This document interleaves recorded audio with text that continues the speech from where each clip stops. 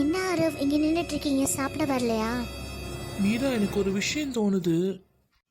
என்ன விஷயம்? இல்லை மீரா, இந்த செவத்தில் எனக்கு எழுதியிருந்ததில்ல, கவனிங்கள் ஆனால் கேள்வி கேட்கக்கூடாதுன்னு. அப்படின்னா இந்த வீட்டுக்குன்னு சில ரூல்ஸ் இருக்குமோன்னு நான் யோசிக்கிறேன். ஆரவ் ப்ளீஸ் சொன்னா கேளுங்க. நீங்க 2 நாளும் ஆஃபீஸ்க்கு கூட போல. இந்த வீட்டில் இந்த ப்ராப்ளம் ஸ்டார்ட் ஆனதுலேருந்தே நீங்க சரியில்லை. ப்ளீஸ் இதுலேருந்து வெளியே வாங்க. நம்ம வேற எங்கேயாவது போய் நிம்மதியாக இருக்கலாம். ஹே மீரா, இப்போ எதுக்கு கவலைப்படுற? இந்த வீட்டில் என்ன நடக்குதுன்னு தெரிஞ்சாதானே நம்ம சந்தோஷமாக இருக்க முடியும். அதுக்கு தான் நான் முயற்சி பண்ணுறேன். ஆமாம், நீங்கள் இந்த வீட்டை பற்றி கண்டுபிடிக்கிறேன்னு சொல்லி எங்கள் கூட தான் டைம் ஸ்பெண்ட் பண்ணுறதே இல்லை. நம்ம பொண்ணு என்னடானா தனியாக பேசிகிட்டு இருக்கா. அத்தை என்னடானா ரொம்ப பயந்து போயிருக்காங்க. நான் என்ன தான் பண்ணட்டும்?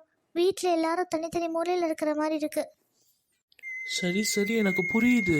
இங்கே வந்த நாள்லேருந்து இந்த வீட்டில் ஏதோ அதிர்வுகள் அது இது நடக்குது.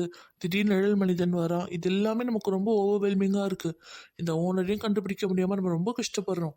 கண்டிப்பாக இதில் நம்ம ஒரு சொல்யூஷனை கண்டுபிடிப்போம். அது வரைக்கும் கொஞ்சம் பொறுத்துக்கோயேன். ஆமாம், இப்படியே பேசி பேசி நம்ம சந்தோஷமாக பேசுகிறதே மறந்துடும் போல தெரியுது. அடியே செல்லக்குட்டி, உன்னை நான் என்னைக்கிட்டே மறப்பேன். இதெல்லாம் ஒரு சின்ன விஷயந்தான். இந்த பிரச்சனையே சரியாகட்டும். நம்ம எல்லாரும் ஒரு சம்மர் ட்ரிப் போகலாம், சரியா? ஹே, ட்ரிப்புக்கா? எங்கே கூட்டிகிட்டு போக போகிறீங்க? உனக்கு எங்கே கூட்டிகிட்டு போகணும்? எனக்கு எங்கேயாவது ஃபாரின் கண்ட்ரி போகணும் ரொம்ப நாள் ஆசைங்க. நம்ம வேலை சுற்றுறனால அதெல்லாம் பார்க்கவே முடியல. எங்கேயாவது ஃபாரின் கண்ட்ரி மாதிரி போயிட்டு வரலாமா? தாராளமாக போயிட்டு வரலாம். என் மகாராணிக்கு எங்கே வேணுமோ போயிட்டு வரலாம். ஓகேவா? அது வரைக்கும் கொஞ்சம் என்னை பொறுத்துக்கோ, சரியா? ஓகேங்க. கொஞ்ச நேரம் உட்கார்ந்தாதான் என் மனசுக்கு நிம்மதியா இருக்கு. வணக்கம் தாத்தா. யார் தம்பி நீங்க? உங்களை நான் பார்த்த மாதிரி இல்லையே. நான் இப்போதான் இந்த அப்பார்ட்மெண்ட்டுக்கு புதுசாக குடி வந்திருக்கேன். Room number 9. ஓஹோ, நீங்க தான் அந்த புது குடும்பமா? ஏன் தாத்தா இப்படி அதிர்ச்சி ஆகுறீங்க? அதெல்லாம் ஒண்ணும் இல்லப்பா, சும்மா தான் கேட்டேன். சரி தாத்தா, அதெல்லாம் இருக்கட்டும். உங்கள் வீட்லேயே ஏதாவது அப்நார்மலாக நடக்குதா? நடக்கும் தம்பி, எல்லார் வீடுமே அப்படிதான். நம்ம தான் அட்ஜஸ்ட் பண்ணிக்கணும். அதான் தாத்தா எனக்கும் புரியல. நம்மலாம் எதுக்கு இங்கே அட்ஜஸ்ட் பண்ணி வாழணும்? நம்ம வேற எங்கேயாவது கூட போய் இருக்கலாமே. தம்பி, நாங்க இங்க குடி வந்து 7 வருஷம் ஆச்சுப்பா. எங்க 2 பேரையுமே என் பையன் வீட்டை விட்டு துரத்திட்டான். ஏதோ என் பென்ஷன் காசுல வந்த தொகையில ஒரு தொகையை இங்க கொடுத்துட்டு நான் குடியேறிட்டேன். லீஸுக்கு வந்துட்டேன்ப்பா. என் பொண்டாட்டிய சாகுற வரைக்கும் மகாராணியா வச்சுக்கணும்னு நினைச்சுதான்ப்பா இங்க வந்தேன். இங்க வந்ததுக்கு அப்புறம் பார்த்தா இந்த வீட்டுல என்னென்னமோ நடக்குதுப்பா. இங்க இருந்து போகவே முடியலப்பா எங்களால. ஹவுஸ் ஓனரையும் பிடிக்க முடியல. ஒண்ணுமே முடியாம நாங்க இங்க தளர்ந்து போய் உட்காந்துட்டோம். அழாதீங்க தாத்தா ப்ளீஸ். நீங்கள் இங்கே 7 வருஷமாக இருக்கிறதா சொல்கிறீங்க. இந்த 7 வருஷமும் நீங்கள் எப்படி தாத்தா இங்கே இருந்தீங்க? எங்களால் இங்கே ஒரு வாரம் கூட நிம்மதியாக இருக்க முடியல. தம்பி, இங்க இருக்கணும்னா இங்க சில விதிமுறைகள் இருக்கு. அதை கடைபிடிச்சாலே போதும். என்ன விதிமுறை தாத்தா? நீங்கள் இது வரைக்கும் என்ன கண்டுபிடிச்சிருக்கீங்க? தம்பி, இந்த வீட்டுல நான் சத்தமா பேசினாலோ கோவமா பேசினாலோ உடனே வீடு அதிர ஆரம்பிச்சிரும். அதை விட என் பொண்டாட்டி சில விஷயத்துக்கெல்லாம் பயப்படுவா. இருட்டை பார்த்தா பயப்படுவா, தனியா இருக்க ரொம்ப பயப்படுவா. அந்த மாதிரி நேரத்துல எல்லாம் வீடு பயங்கரமா அதிர்ச்சு. அதனாலே நாங்க 2 பேரும் எப்பவுமே அமைதியா இருப்போம்.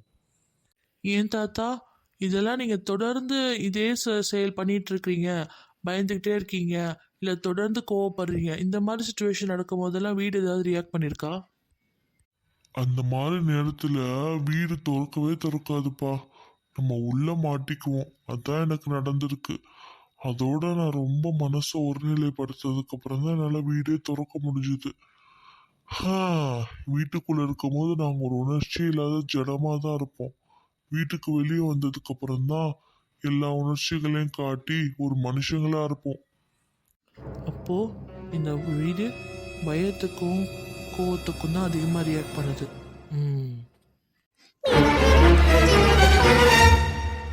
என்னாச்சு? எதுக்கு இப்படி பதட்டமா வரீங்க?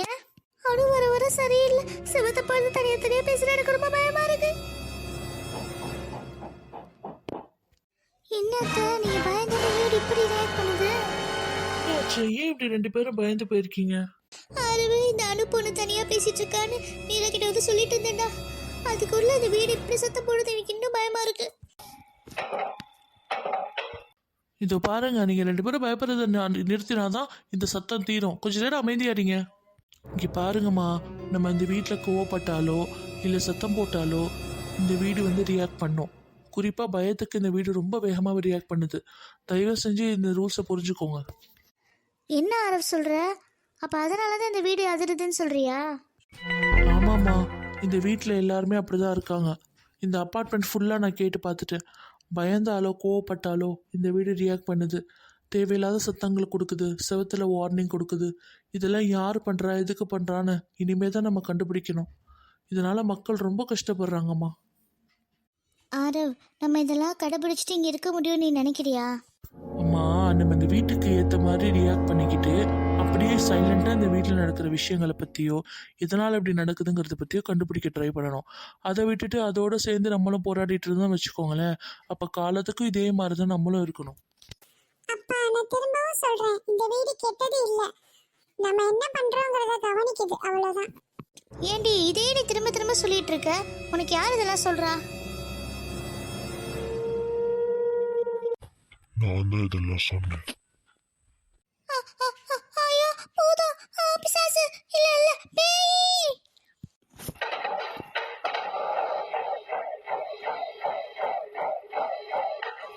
அம்மா பயப்படாதம்மா, அவன் ஒன்றும் பண்ண மாட்டான். நீங்கள் ரொம்ப கோவப்பட வீடு ரியாக்ட் பண்ணுது பாருங்க. கடவுளே கடவுளே கடவுளே கடவுளே, மனசு அமைதியாக்கு, மனசு அமைதியாக்கு. இதெல்லாம் என்ன? எதுக்காக இந்த மாதிரிலாம் நடக்குது? இதெல்லாம் ரூல்ஸ். இந்த மாதிரி ரூல்ஸ்லாம் யார் போடுறா? ஃபாலோ பண்ணினா உங்களுக்கு சேஃப். அத்தை கண்ணை திறந்து பாருங்க, அது போயிடுச்சு. போயிடுச்சா? ஐயப்பா, அது என்னதுடா அரவு? புதுசு புதுசா என்னமோ நடக்குது இந்த வீட்ல. ஏங்க, ஒருவேளை இந்த வீடு நம்ம பயத்தோட விளையாடுதோ? விளையாடலாம் இல்லை, நம்ம பயத்தை கண்ட்ரோல் பண்ணுது. அதை கண்ட்ரோல் பண்றதுனால அதுக்கு என்ன கிடைக்குது? எனக்கு அது தெரியலம்மா. ஆனால் இந்த வீட்டில் தானே சில ரூல்ஸ் இருக்கு, அதை யாரோ கிரியேட் பண்ணியிருக்காங்க. அதை ஃபாலோ பண்ணால் சேஃப். இது மட்டும்தான் எனக்கு இப்போ தெரியும்.